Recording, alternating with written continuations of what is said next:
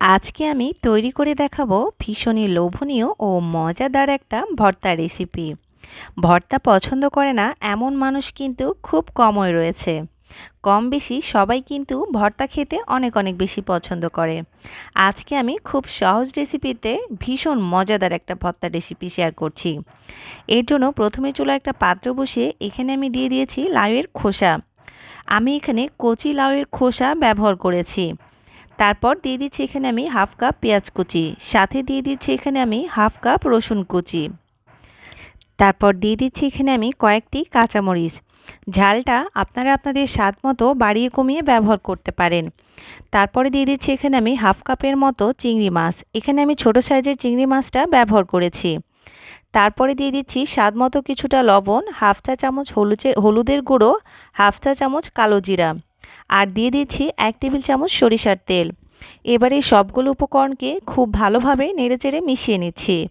আর আপনারা চাইলে এই পর্যায়ে চিংড়ি মাছটা বাদ দিয়েও কিন্তু এই ভর্তাটা তৈরি করতে পারেন। এবার দেখুন সবগুলো উপকরণ খুব ভালোভাবে নেড়েচেড়ে মিশিয়ে নিয়েছি। তারপর এটাকে ঢাকনা দিয়ে ঢেকে খুব ভালোভাবে সিদ্ধ করে নিচ্ছি। এই ভর্তার এই মিশ্রণটাকে সিদ্ধ করার জন্য এখানে কিন্তু এক্সট্রা করে কোনো পানি ব্যবহার করার প্রয়োজন নেই। লাউয়ের খোসা থেকে যে পানিটা বের হয়েছে সেটা দিয়ে এবং চুলার জাল মিডিয়াম লোতে রেখে এটাকে খুব ভালোভাবে সিদ্ধ করে নিতে হবে।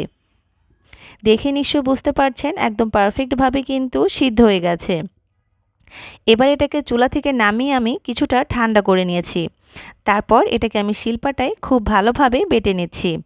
আপনারা চাইলে এ পর্যায়ে ভর্তাটাকে ব্লেন্ডারেও ব্লেন্ড করে নিতে পারেন, তবে আমার কাছে মনে হয় ভর্তা যখন শিলপাটায় বেটে তৈরি করা হয় সে ভর্তার টেস্ট অনেক অনেক গুণে বেড়ে যায়। তাই আমি সবসময় চেষ্টা করি শিলপাটায় বেটে ভর্তা তৈরি করার। এতে করে ভর্তার স্বাদ অনেক অনেক গুণে বেড়ে যায়।